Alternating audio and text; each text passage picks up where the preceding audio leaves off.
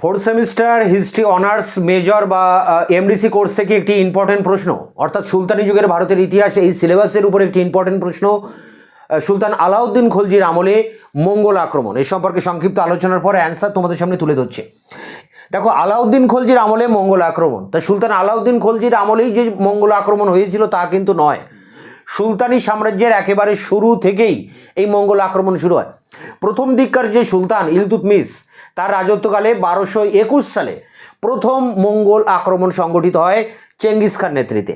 যদিও Genghis Khan ভারতবর্ষে আক্রমণ না করে তিনি ফিরে গিয়েছিলেন জালালউদ্দিন মঙ্গাবর্ণীর পিছু ধাওয়া করে মধ্য এশিয়ায়। এরপর যদি আমরা দেখি, তো গিয়াসউদ্দিন বলবনের সময় কিন্তু অনেক মঙ্গল আক্রমণ হয়েছে এবং সেই মঙ্গল আক্রমণ ঠেকাতে গিয়ে বলবনের বড় ছেলে মোহাম্মদ তিনি কিন্তু মারা গিয়েছিলেন। এরপর খলজি বংশের যখন শাসন শুরু হয়, সেই জালালউদ্দিন খলজির আমলে মঙ্গলরা ভারতবর্ষে আক্রমণ করে, বিশেষ করে হলাগুর পৌত্র আবদুল্লাহ, এবং 1 লক্ষ মঙ্গল ভারতবর্ষে আসে এবং তারা পরাজিত হয়ে কিছুটা ফিরে যায়, আর কিছুটা উলুগ খাঁর নেতৃত্বে নতুনভাবে তারা ইসলাম ধর্ম গ্রহণ করে দিল্লির উপকণ্ঠে বসবাস করতে থাকে। এদেরকে আমরা বলি নব মুসলমান। এরপরে আমরা দেখব যে পরবর্তী যে সুলতান আলাউদ্দিন খলজি, তার সময়ে 7 থেকে 8 বার মঙ্গল আক্রমণ হয়েছে। অন্যান্য সুলতানদের সময় একবার হয়তো মঙ্গল আক্রমণ হয়েছে, কিন্তু সেক্ষেত্রে কি 2 বার, বলবনের সময় বেশ 2-3 বার মঙ্গল আক্রমণ হয়। কিন্তু সুলতান আলাউদ্দিন খলজির আমলে 7 থেকে 8 বার মঙ্গল আক্রমণ হয়।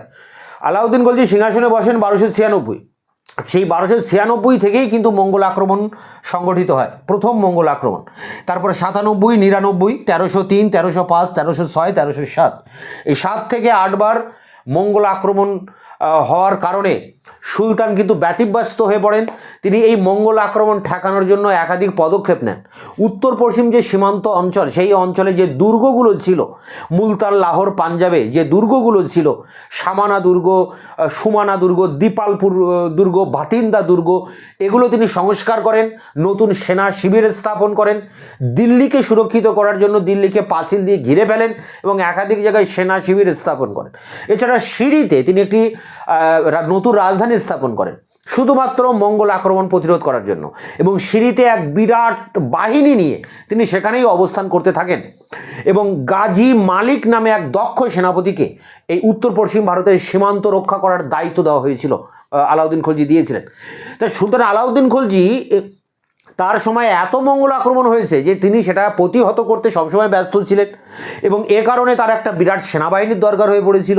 সেই সেনাবাহিনী গঠন করতে গিয়ে তিনি দ্রব্য মূল্য নিয়ন্ত্রণ করেছিলেন, অল্প বেতন দিতেন সেনাদের, সেই বেতনে যাতে তাদের গ্রাস্যাসাধন হয় তার কারণে তিনি দ্রব্য মূল্য নিয়ন্ত্রণ করেন। প্রতিটা জিনিসের সর্বোচ্চ দাম, সর্বনিম্ন দাম বেঁধে দেন, রেশনিং ব্যবস্থা চালু করেন। এগুলো কিন্তু করেছিলেন এক বিরাট সেনাবাহিনী রক্ষণাবেক্ষণের জন্য, এবং এই সেনাবাহিনীটা তিনি করেছিলেন এই মঙ্গল আক্রমণ প্রতিরোধ করার জন্য।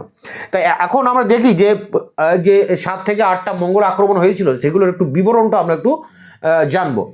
1296-তে কাদার খা, মঙ্গল নেতা কাদার খা প্রথম আক্রমণ করছেন আলাউদ্দিন খলজির আমলে। তিনি লাহোর আক্রমণ করছেন, কিন্তু আলাউদ্দিনের 4 সেনাপতি ছিল, তার মধ্যে 2 সেনাপতি জাফর খা এবং উলুগ খা, এরা এই আক্রমণ প্রতিহত করেন এবং কাদার খা ফিরে যান। এর পরের বছর 1297-তে মঙ্গল নেতা সালাদি তিনি আক্রমণ করছেন, এবং উলুগ খা এবং জাফর খা এই সালাদিকে পরাজিত করছেন এবং সালাদি ফিরে যাচ্ছেন। এরপর 1299 সালে কুতলুগ খাজা বলে এক ব্যক্তি, মানে মঙ্গল নেতা, তিনি ভারতবর্ষ আক্রমণ করছেন প্রায় 2 লক্ষ মঙ্গল সেনা নিয়ে। এই আক্রমণ বিরাট মাপের আক্রমণ ছিল, সুলতানি সাম্রাজ্য ধ্বংস হয়ে যেতে পারত, এবং আলাউদ্দিন খলজি শেষ পর্যন্ত এই আক্রমণ প্রতিহত করতে পেরেছিলেন এবং মঙ্গলদেরকে বিতাড়িত করতে পেরেছিলেন। তবে তার বিখ্যাত সেনাপতি যে জাফর খা, তিনি কিন্তু এই মঙ্গল আক্রমণ ঠেকাতে গিয়ে মারা যাচ্ছেন। এরপরে দেখো রয়েছে 1303 মালিক তারঘি, তিনি দিল্লির এবং তার পার্শ্ববর্তী অঞ্চলে 2 মাস লুটতরাজ করে ফিরে যাচ্ছেন। এরপর 1305 সালে আলী বেগ এবং তারতাগ, এই 2 মঙ্গল নেতা 40,000 মঙ্গল সেনা নিয়ে ভারতবর্ষে আক্রমণ করছেন, এবং এই যুদ্ধে এই 2 নেতা আলী বেগ এবং তারতাগ মঙ্গল নেতা এরা নিহত হচ্ছেন। এরপরে দেখো রয়েছে 1306 1306 এই আলী বেগ এবং তারতাগ যে মারা গিয়েছিলেন এর আগের আক্রমণে, তার প্রতিশোধ নেওয়ার জন্য 1306 কুবাক এবং ইকবাল মন্দ এই দুই মঙ্গল নেতা একসাথে ভারত আক্রমণ করে এবং যে গাজী মালিক, সুলতানি সেনাপতি গাজী মালিক এবং মালিক কাফুর, তারা এই আক্রমণ প্রতিহত করেন এবং কুবাক ধরা পড়েন এবং কুবাক সহ প্রায় 50,000 মঙ্গল সেনা এই সময় সুলতানি সেনার হাতে বন্দী হয়ে পড়ে এবং এই 50,000 মঙ্গল সেনাকে হত্যা করা হয়। এই হত্যার প্রতিশোধ নিতে ইকবাল মন্দ পরের বছর 1307 থেকে 8 তিনি আবারও আক্রমণ করেন সুলতানি সাম্রাজ্য। এটাই ছিল শেষ মঙ্গল আক্রমণ আলাউদ্দিন খলজির আমলে এবং এখানে ইকবাল মন্দ পরাজিত এবং নিহত হচ্ছেন। এই 1296 থেকে 1307 এই পরপর 7 বার মঙ্গল আক্রমণ হয়েছে আলাউদ্দিন খলজির আমলে এবং প্রত্যেকবার এক একজন করে নেতা রয়েছেন, মানে মঙ্গল নেতা, এবং তাদের আক্রমণ আলাউদ্দিনের কোনো না কোনো সেনাপতি কিন্তু প্রতিহত করেছেন। সেই যে বিবরণ, ধারা বিবরণ কিন্তু আমাদের এই কোশ্চেনে অবশ্যই লিখতে হবে যে আলাউদ্দিন খলজির আমলে মঙ্গল আক্রমণ কী কী হয়েছিল। দেখো, এরপর আলাউদ্দিন খলজির পর কিন্তু মঙ্গল আক্রমণ অনেক দিন বন্ধ ছিল।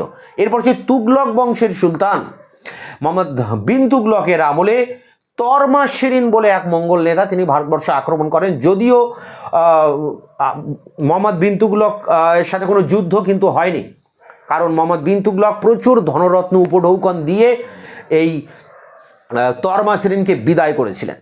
তা যাই হোক, অনেকবার মঙ্গল আক্রমণ হয়েছে, তার মধ্যে আলাউদ্দিন খলজির আমলে বেশি মঙ্গল আক্রমণ হয়। এই কারণে আমাদের শুধুমাত্র আলাউদ্দিন খলজির রাজত্বকালের মঙ্গল আক্রমণটা আলাদাভাবে পড়তে হবে। এর 5 নম্বরের উত্তর এবার অন স্ক্রিনে তুলে ধরছি। আলাউদ্দিন খলজির আমলে বিভিন্ন মঙ্গল আক্রমণ। সুলতান আলাউদ্দিন খলজির রাজত্বকালে 1296 থেকে 1308 খ্রিস্টাব্দ ভারতে অবিরাম মঙ্গল আক্রমণ ঘটে। আলাউদ্দিন প্রতিটি মঙ্গল আক্রমণ যথেষ্ট দক্ষতার সঙ্গে প্রতিহত করেন। মঙ্গল আক্রমণের বিরুদ্ধে প্রতিরোধ গড়ে তুলতে তিনি পাঞ্জাব, সিন্ধু, মুলতান সহ সীমান্তবর্তী এলাকায় পুরনো দুর্গগুলি সংস্কার করেন, নতুন দুর্গ নির্মাণ করেন এবং সেনা শিবির স্থাপন করেন। প্যারা করে আলাউদ্দিনের আমলে 7 থেকে 8 বার সুলতানি সাম্রাজ্যে মঙ্গল আক্রমণ ঘটে। 1296 খ্রিস্টাব্দে কাদার খাঁর নেতৃত্বে 1 লক্ষ মঙ্গল সেনার লাহোর আক্রমণ সেনাপতি জাফর খাঁ ও উলুগ খাঁ প্রতিহত করেন। 1297 খ্রিস্টাব্দে মঙ্গল নেতা সালাদির আক্রমণও জাফর খাঁ প্রতিহত করেন। মঙ্গল নেতা কুতুলুগ খাজা 1299 খ্রিস্টাব্দে 2 লক্ষ সেনার এক বিশাল বাহিনী নিয়ে দিল্লি আক্রমণ করলে সুলতানি সেনারা কোনো ক্রমে তা প্রতিহত করেন, তবে জাফর খাঁ যুদ্ধে নিহত হন। 1303 খ্রিস্টাব্দে মালিক তারঘির নেতৃত্বে মঙ্গলরা দিল্লি ও তার নিকটবর্তী অঞ্চলে 2 মাস ধরে লুটতরাজ চালিয়ে স্বদেশে ফিরে যায়। প্যারা করে 1305 খ্রিস্টাব্দে আলী বেগ ও তারতাঘের নেতৃত্বে 40,000 মঙ্গল সেনার একটি দল ভারত আক্রমণ করে, কিন্তু তারা যুদ্ধক্ষেত্রে পরাজিত ও নিহত হন। এই পরাজয়ের প্রতিশোধ নিতে 1306 খ্রিস্টাব্দে কুবাক ও ইকবাল মন্দের নেতৃত্বে মঙ্গলরা আবার আক্রমণ হানে। তারা ব্যাপক ধ্বংসলীলা চালায়। অবশেষে সুলতানি সেনাপতি গাজী মালিক ও মালিক কাফুর তাদের পরাজিত করেন। ইকবাল মন্দ পালাতে সক্ষম হলেও কুবাক সহ 50,000 মঙ্গলকে বন্দী ও হত্যা করা হয়। 1307 থেকে 8 খ্রিস্টাব্দে আলাউদ্দিনের আমলে শেষ মঙ্গল আক্রমণে ইকবাল মন্দ আবার ফিরে আসেন, কিন্তু যুদ্ধে ইকবাল মন্দ নিহত হন। অসংখ্য মঙ্গলকে বন্দী করে হত্যা করা হয়। তো এই ছিল আলাউদ্দিনের আমলে মঙ্গল আক্রমণ। এটি সংগ্রহ করে পরীক্ষার প্রস্তুতি নাও। দেখা হচ্ছে অন্য ভিডিওতে।